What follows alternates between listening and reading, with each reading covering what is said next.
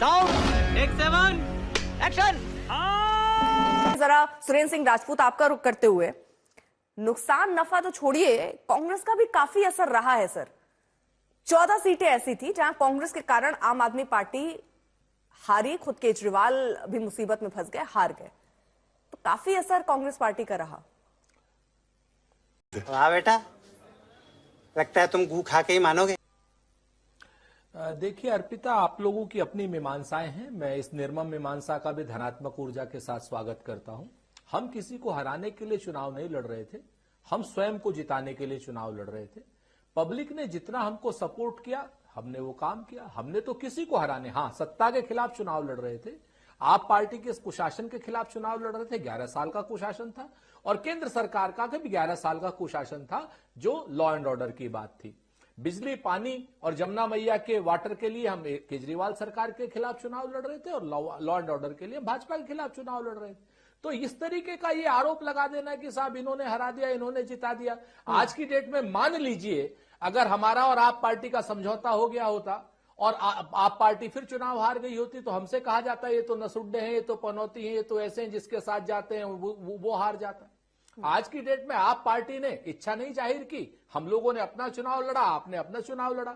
हमने तो हरियाणा में आप पार्टी को नहीं कहा कि आपने हमें हरा दिया, हमने तो गुजरात में आप पार्टी को नहीं कहा कि आपने हमें हरा दिया, हमने तो गोवा में नहीं कहा आप पार्टी को कि आपने हमें हरा दिया। लेकिन हाँ, नोएडा के से चलने वाले जितने हमारे साथी मीडिया के चैनल हैं, उन्हें कुछ ना कुछ कांग्रेस को कोसने के लिए चाहिए, कवाली बेइज्जती। और भारतीय जनता पार्टी को कुछ ना कुछ कांग्रेस को कहने के लिए चाहिए। कांग्रेस जनता के मुद्दों पर चुनाव लड़ी। बताइए, यमुना के पानी को साफ कराना क्या अच्छा मुद्दा नहीं था? हवा को साफ करना अच्छा मुद्दा नहीं था? दिल्ली को रेप की कैपिटल बना दिया, महिलाओं के प्रति अनाचार, अत्याचार, दुराचार हो रहे हैं दिल्ली में, ये मुद्दा हमने अच्छा नहीं चुना। अगर आप ये कह रहे हैं सर, ठीक है ना, उमर अब्दुल्ला ने भी तो ट्वीट किया था ना कि आप लोग और लड़िए, आप लोगों के अगर आप साथ होते तो हो सकता है कि ये सीटें 37 तक पहुंच जाती, बहुमत के आंकड़े तक आप पहुंच जाते। लेकिन साथ ना लड़ना क्या नुकसान लेकर नहीं आया? उमर अब्दुल्ला, अर्पिता जी, उमर अब्दुल्ला हो चाहे हमारे नोएडा के साथी मीडिया वाले हो, हमारे बाप दादा नहीं लगे हुए। हम चुनाव लड़ने के लिए आए हैं। चुनाव हम राज्य स्तर पर लड़ेंगे, इंडिया गठबंधन राष्ट्रीय स्तर पर है, जहां हमारा समझौता हो पाएगा वहां हम चुनाव लड़ेंगे। हमारी कांग्रेस पार्टी एक राजनीतिक जमात है, अपने अस्तित्व के लिए भी लड़ना है। हम यहां पर किसी एनजीओ के रूप में नहीं आए हैं चुनाव, क्या नाम, भारतीय राजनीति में। सच बात यह है कि 2013 तक क्या नाम कांग्रेस पार्टी को सत्ता दे रखी थी, अब उसके बाद जो है आप पार्टी को सत्ता मिली, आज की डेट में भारतीय जनता पार्टी को सत्ता मिली, हमारा तो एक भी विधायक नहीं। हम तो लेकिन उसके बाद भी भारतीय जनता पार्टी के ऊपर अब तो डबल इंजन की सरकार है उनकी, हम तो उस डबल इंजन की सरकार के ऊपर दबाव डालेंगे कि यमुना मैया को साफ कीजिए, गंगा मैया के झूठे बेटे। ठीक है, लेकिन गंगा मैया, अरे बाप रे, ये तो धोती खोल रहा है। चला कर्तव्य पथ पर, जो भी मिला ये भी सही वो भी सही। हम कई बार जीते हैं अर्पिता जी, कई बार हारे हैं, लेकिन हमारी हार जीत में हमारे अपनों ने बदली है, हमारी अपनी पार्टी के इंटरनल स्ट्रक्चर ने बदली है। किसी मीडिया के कारकुन ने नहीं बदली, किसी हमारे साथी ने नहीं बदली, हमारे साथी।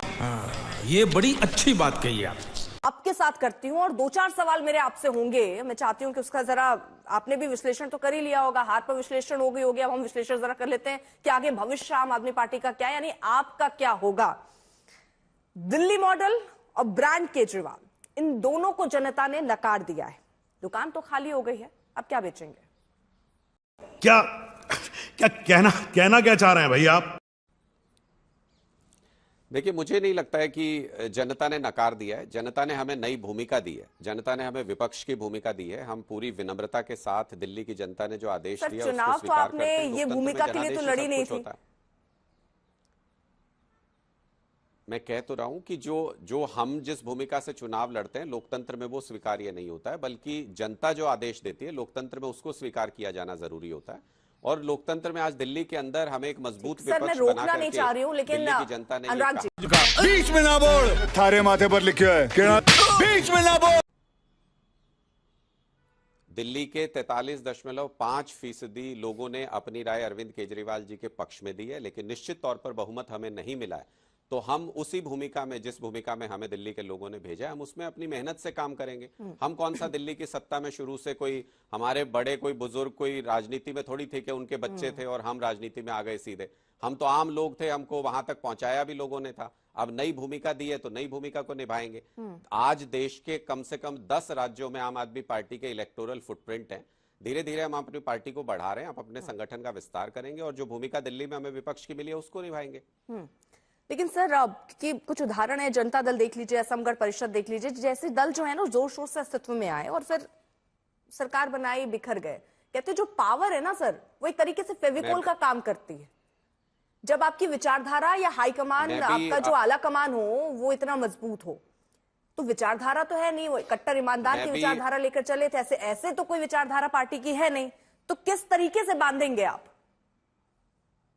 I'm not interested यार, मुझे सुनना ही नहीं है।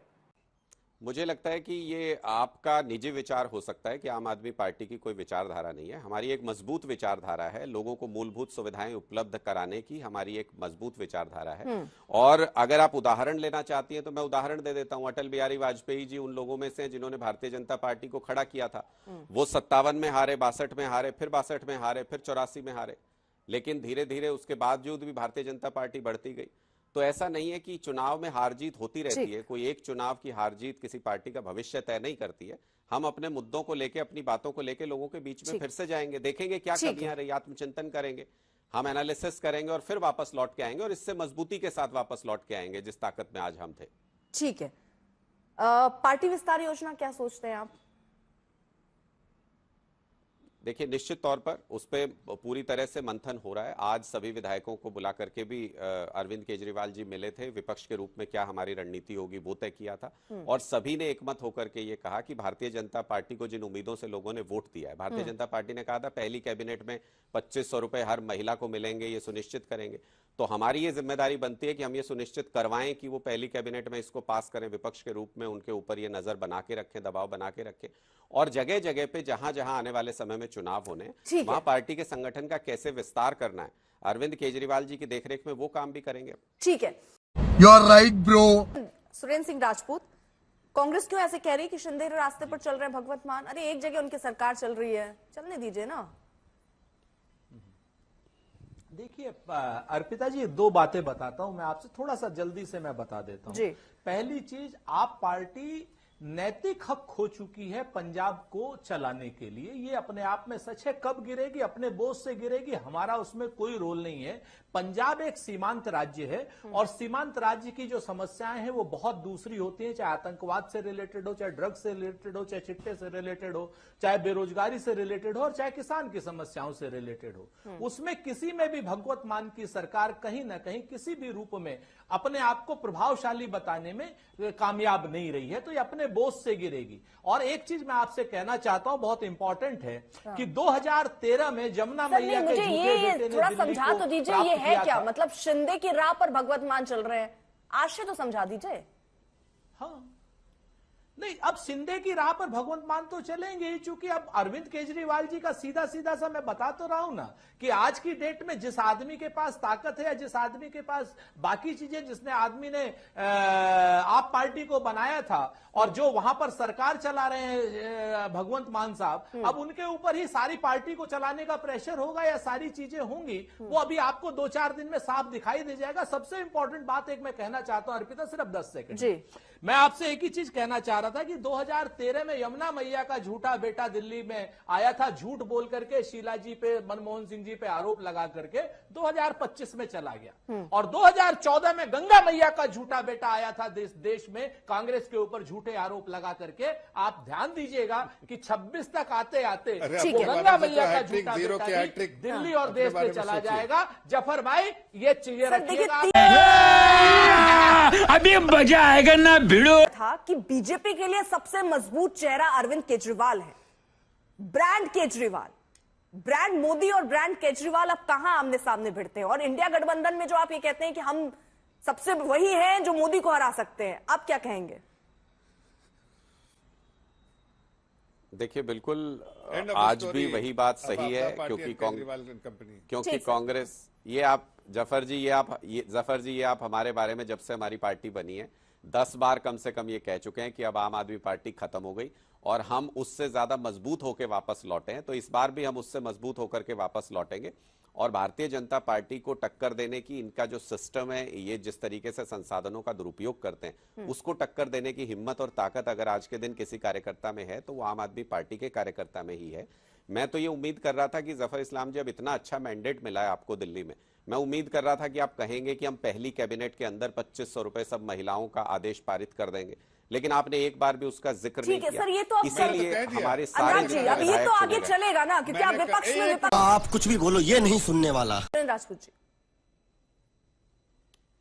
देखिए, अशांत मणिपुर के जो सीएम थे, बल्कि असफल सीएम थे वीरेंद्र सिंह जी का, आखिरकार इन लोगों ने इस्तीफा लिया। हम लोग तो सालों से मांग कर रहे थे कि वहां राष्ट्रपति शासन लेंगे, क्योंकि वीरेंद्र सिंह जी और भारतीय जनता पार्टी वहां पर एक पक्ष में खुल करके खड़े थे और मणिपुर को अशांत और आतंकवादियों के साथ में इन लोगों ने कर दिया था। अभी जफर भाई कह रहे थे कि विधायकों से की मांग से कुछ नहीं होता, तो चुनी हुई सरकार में जफर भाई विधायकों की ही मांग से सब कुछ होता है। और अब वीरेंद्र सिंह का आप लोगों ने इस्तीफा लिया है, तो असफल गृह मंत्री का भी इस्तीफा ले लीजिएगा तो शायद मणिपुर शांत हो जाएगा।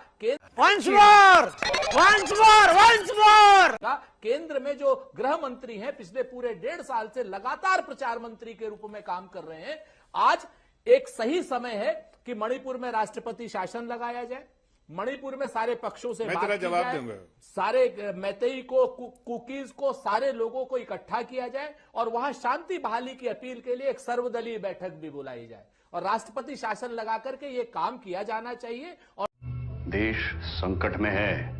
खत्म, bye bye, tata, goodbye, गया।